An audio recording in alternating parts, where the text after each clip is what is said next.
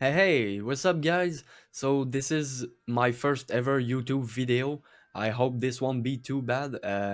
The quality seems very bad right now, but it's totally wanted. That's my goal because I don't want to spoil you too much the end of this video.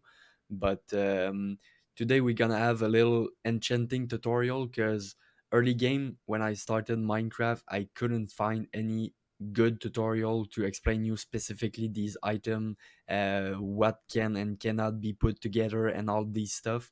And I did a lot of researches to put this video together, so I hope that you guys will enjoy it.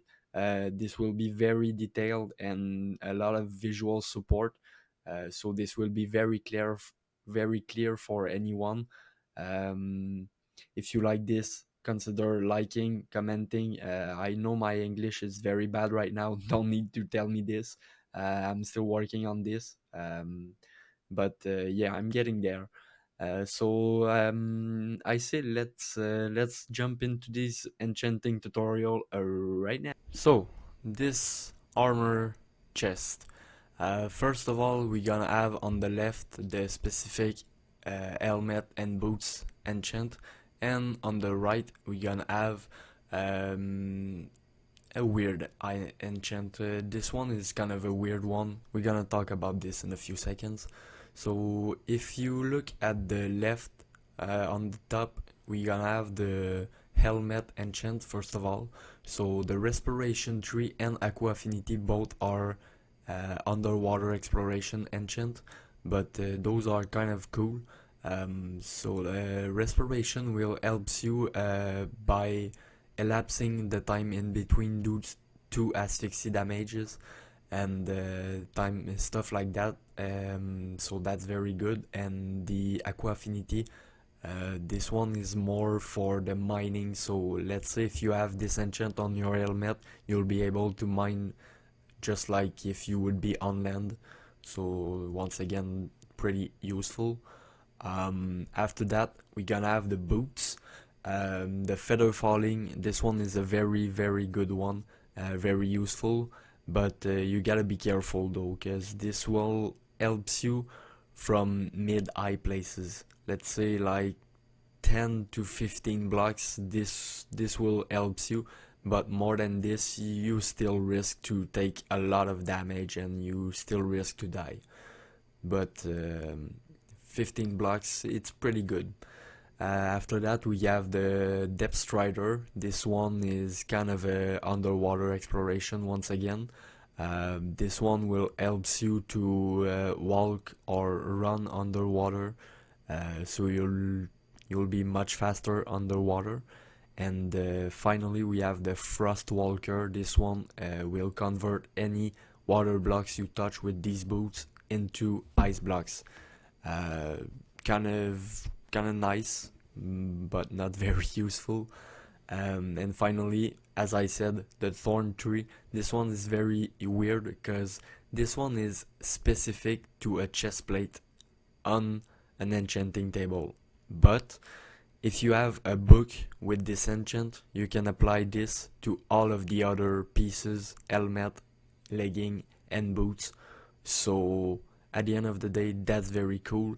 And this enchant, what it does is that when someone or a mob attacks you, this will just return some of the damage you will receive back to the opponent. So once again, that's a very good one. I think that's a very useful one too. But that's pretty much it for these. After that, we have the unbreaking, mending. These two are very important. We're gonna see them a lot today. Um, Honestly, those two enchant are the base of every enchant. Those are very important and are available on pretty much any gear you could imagine. So the unbreaking don't need too much explanation, pretty much tells you what you need to know. And the mending, this one it's what it does is this will take the XP you would receive to gain levels to instead repair your gears, your tool, or anything that have the mending enchant. The only problem is that this enchant is very, very rare. I don't even know if it's possible to have it on a table, but you can do the kind of a, it's not a glitch, but I feel like it's maybe cheating a little bit, but you can try to do the villager method to kind of try to get your hand on some mending books. But early game, it's not too important. But let's say you have elytra, you should really consider putting mending on them, because you'll you will be very sad if your elytra just disappear from your back while you're in air. So finally, we have the protections. These are apart because you need to choose one of these enchant in order to be able to enchant, because you yeah, those can't be combined. So that's why you have to choose. And honestly, I feel like the protection is the only one that is very useful, because fire protection will a little more from fire than a normal protection, but this will only protect you from fire, and the same for the others. So except for very specific situation, I feel like the protection is very much the way to go, because I feel like it's very much the most useful. And that's pretty much it for the armors. So let's take a look at the next chest. So let's take a look at these weapons real quick. First of all, you're gonna see the smite, the sharpness, and the band of anthropode swords. These names are kind of the three enchants you can combine, and that's kind of the same basic on the diamond axes, but you have two different choices to do first of all. So that's why they are split. And after that, we have the trident, which is two different, because once again, two different enchants that can't be combined. I'll talk about this a little bit more in detail in a few seconds. So let's take a look at the swords.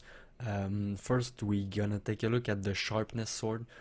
We have the fire aspect, which is, if you're not on the XP grind, it's a good enchant. Other than this, it's not a good enchant. If you want to get XP, don't use this enchant, but this will cook meat and mobs, kinda nice. The sharpness 5, look at the attack damage 13. Again, really sick. We're gonna compare these a little later, but this sword is the strongest weapon you can have. And after that, we're gonna take a look at the looting tree. Looting tree, if you have an iron sword enchanting setup, really useful to use against Enderman and Phantom to get more loot. Honestly, you should do this early game. This is very, very useful. Um, and after that, you can just take another iron sword to just repair it. Honestly, I think this is the way to go early game to help you to be able to be more challenging later in your survival. After that, we have the unbreaking mending, which we've already talked about, and we have the knockback too. I don't like this one. If you fight a skeleton, you'll hit once, and then you'll have to take 3 or 4 arrows before being able to take him back to hit him again. I don't like this one. After that, we're gonna take a look at the smite swords. So this one, the smite, um, this one will help you against skeleton, wither skeleton, and the wither. So if you want to fight these mobs, that's a good enchant. But once again, you won't be able to have sharpness. Sharpness, I think it's very much the still the way to go. And finally, we have the band of anthropode. This one kind of useless on my personal advice, because you can't do anything. This will help you a little the spiders. Other than this, it's kind of useless. You can deal more damage on bees also, but again, kind of useless, I feel like. um So now let's take a look at the axes. We can take a look at the basic one. You have to choose in between first of all, and then we're gonna detail the other one because, as I've said, it's the same thing that the sword, anyways. Um, so yeah, right now we have the unbreaking, silk touch, mending, efficiency. Unbreaking, mending, we already know these one. We have the silk touch, kind of useless on a diamond axe, I think. We'll describe this one a little later, I think, because it's maybe kind of useless right now, and you'll see later why I tell that this enchant is useless on axe. We have the efficiency, which this one is very good. You'll be able to chop down trees very fast with the efficiency 5 axe, or maybe melons or a pumpkin. Other than this, it's pretty much it for this enchant, this axe option. The other option is with the fortune, so the fortune and silk touch are the two that can't be combined, the two you'll need to choose in between. But the fortune is kind of useless once again. The fortune will increase drop of apple, of potatoes, carrots, anything like that, even melons. But other than this, I feel like it's kind of useless. It's not the first enchant you'll search for your diamond axe. Honestly, you don't need this. And if we detail them a little more, as I said, if you take a look at the center enchant of the enchants that I just added, as I've said earlier, Ben of Anthropods, Might, Sharpness, same thing on both sides. You'll have to choose in between these, and we have once again the damage attack, as I've said, the 12, 12, or the other ones are 6. Once again, sharpness, the way to go, as I said earlier. I'm repeating, but I can't say it enough. And finally, we're gonna take a look at the trident. So if we take a look at the first one on the left, we have the Impaling, Loyalty, Channeling, which are new enchants. The Impaling will help you deal more damage, a little like the Smite or the Ban of Anthropode to specific mobs. This one is for the Guardians, but it also for the squids and the fishes. Kind of useless. Well, yeah, you can use it if you need a ink sac or thing like that. Other than this, loyalty, really good enchant. You can throw the trident, it will come back into your hand. Just be careful in the end dimension. You can lose it in the void. So be careful with this. Finally, we have the channeling, which is another good one. Kind of a trolly one. I don't feel like it's very useful, but it's kind of funny. You need a thunderstorm first of all, but if you throw the trident to any mob or any person, anything, you'll be hit by the lightning, kind of sick. But also, if you have pigs, they will be convert into zombie pigmen. So it's kind of funny, but still useless. And if we look at the other trident, uh, first of all, we're gonna talk about the non-compatible. We see the Riptide on the right one, which is the only one. This one is not compatible with the loyalty and channeling. So you need to choose in between loyalty and channeling or Riptide, but the impaling can be put on any enchant, with any enchant. So if we talk a little more in detail about the Riptide, if you're underwater and you throw the trident, you'll be able to fly with the trident, and it's pretty much the same thing under the rain. So this it's kind of again cool but useless, but I feel like it's nice that they add some funny things like that sometimes. So now let's take a look at the damage attacks. Like I've said, guys, 13 on the sharpness swords, but 12 on the axes, and the rest it's 8, 6, 7. So it's kind of sad. So as I've said, sharpness 5. That's the best enchant you can have on a sword or an axe as a weapon. Let's take a look now at the tools. So this tool chest will be separated in two sides. On the right side, you're gonna see all of kind of basic stuff. You'll need a book and anvil to enchant all of these stuff. And it's up to you to judge, but other than the elytra, I don't feel like the other items should be enchanted because they're kind of cheap to do, but it's up to you. And on the left side, we're gonna have some tool that words enchant and can be enchant with a table too. So first of all, we're gonna take a look at the diamond pickaxes because those are very good.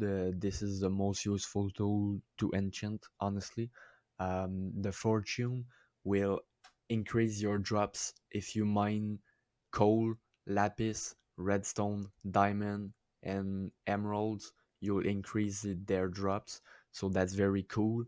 And the efficiency will allows you to mine very faster, so that's once again very useful. um, and I think this is the pickaxe you should consider having, honestly. um, and the silk touch is it's a little less useful, but it's kind of good too. Early game, you should maybe, if you can't have a fortune pickaxe, you can try to have a silk touch iron pickaxe, and you'll be able to keep the ores. Let's say you mine the ores that I've just named, that you'll increase the number with a fortune. Well, with a silk touch, you'll be keeping the block just like an ore, so you'll be able to place it later and mine it with the fortune pickaxe, and then you'll be able to increase these numbers. So that's very good. You should consider maybe this strategy early game if you can't have a fortune, because silk touch it's kind of easier to have. But yeah, that's pretty much it. The diamond shovel, um, the three last enchant are useful, but the enchant that we've just talked about in the diamond axes pickaxes, sorry, uh, it's it's not very useful. The fortune will increase just like the axes, the apple, potatoes, carrots, and stuff like that you'll breaks. But other than this, kind of a useless. But yeah, it's up to you to judge. And the silk touch, this one it's even more useless. I feel like this one, I'm not wrong when I say this. Um, the grass block that you can see on the back here, behind the chests, you can pick these blocks just like they are, but you can also just use a shovel and do it like you want. So I feel like it's kind of useless. But yeah, that's pretty much it. And the last one on the useful enchant, we're gonna have the fishing rod. So the unbreaking, mending, once again, we know this, but the luck of the sea, this one's very good because this will increase your chances to fish good fishing rods.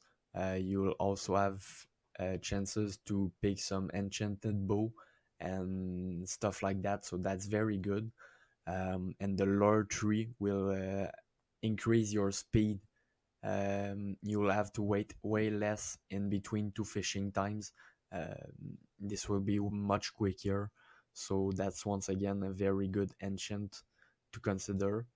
But that's pretty much it for these. And if we look at the other side, as I said, unbreaking, mending, on all of these, you'll need a book and anvil to enchant them. But other than the elytra, I don't feel like this is very very something that you should use and consider, honestly. So that's pretty much it for the tools. Let's take a look at the next chest now. So now we're gonna have the final chest, the bows and crossbows chest. Um, so this one will be split once again. You have variants that can't be combined. So I'll describe this in a few seconds. So if we take a look first of all to the bows specifically, um, we have the unbreaking mending, which we already know, but we have the flame, which is kind of a good enchant, will lit the enemy in fire, so that's kind of a good one. The power 5, that's pretty much the enchant that you're looking for a bow, because honestly it's kind of like sharpness. You'll have very very very powerful bow. So honestly, this enchant is the best enchant you can have on a bow. You should consider it seriously. And Punch 2, this one's kind of like the knockback 2. Um, I don't really like this one, but it's a little more useful because if you want to control, let's say, a ghast, you want to control his drop where he's dying, you'll be able to shoot with the bow and push him backwards, so you'll be able to maybe have your drop fall in a safe place. um, so that's, I feel like this is more useful on the bow. And if we take a look real quick at the other one, the only difference we have is the infinity. um, this bow, as you can see, is the only item that you won't have mending. You have to choose in between mending or infinity, but it's kind of a good compromise because you can fix bows real quick. It's very cheap to do, and you just use an anvil and repair your god bow with a cheap bow. um, and then you'll be able to use your infinity, because this one is very good. You need one arrow in your inventory. That's it, that's all. If you have one in your inventory, you'll be able to shoot arrow infinitely. So yeah, very very very good enchant. um so now let's take a look at the crossbows. So first of all, we have the quick charge and multi-shot, which we didn't talk about yet. The quick charge, pretty simple. Every level you'll upgrade it, you'll charge your crossbow faster. Really useful because the crossbow is really long to charge, so that's good. And the multi-shot, it's kind of useful if you're surrounded by mob, because if you shoot one arrow, this will only consume one, but this will shoot two other arrows at your left and your right. So this can be useful in some situation, but most of the time I feel like it's kind of useless. But you know, it's up to you to judge this. And now if we take a look at the other one, the only difference we have is the pursing 4, so you'll have to choose in between pursing or multi-shot. But I feel like pursing is very good because at its max level 4, you can shoot 3 different mobs. If they are all lined up, you'll shoot 3 of them. That's kind of a crazy one. On a crossbow, I feel like this crossbow on the right is the best crossbow you can wish. And that's pretty much it, guys. That's gonna be pretty much the end for this enchant tutorial. I'm gonna make you a little quick tour in a few seconds, but if you have watched this till the end or near the end till there, thank you. Make sure if you liked it, maybe consider liking it, comment, tell me what you've liked it or didn't like. And honestly, appreciate all the love that you guys will drop on this. I will make some more Minecraft stuff, but also some Fortnite stuff and other random stuff because I like to play a lot of different games. But thank you for watching. If you want to see the next thing, you can subscribe on my YouTube channel so you'll be notified when I release my next videos. Um, and thank you. So let's take a look real quick at this tour of the house of the testing room. So this little tour, in this I'm gonna show you some kind of redstone stuff that I tested in this testing world. First, this door. This is from YouTube.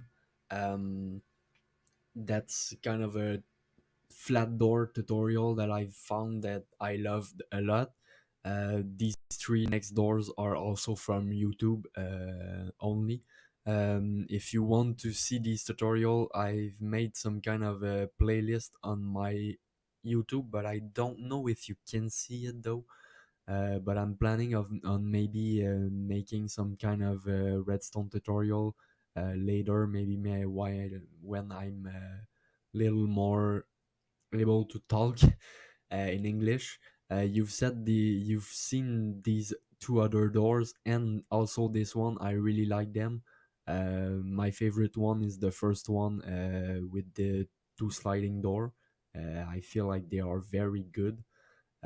So this here is also from YouTube. This is a kind of a autocollect farm stuff. So pretend you have carrots or potatoes planted there, and you just pull the water. Everything's just come to you, and you have to just replant them real quick. And I did a massive thing right there, as you can see. I'm just gonna turn it off for now. So now I'm gonna turn this on because originally this is from YouTube, but I didn't found any tutorial to be able to call back some kind of elevator like this. So let's say you missed it and it's up, you just have to push him back and he'll come back down. So that's another elevator that I've never found it. I've searched a lot on YouTube, but I've couldn't seen anything like that. So I'm thinking about probably making a tutorial about this. Um, and this massive thing is also inspired from YouTube, but this massive crazy construction, it's all from me. Yeah, imagine the number of crops you will get out of this. And yeah, that's pretty much it, guys.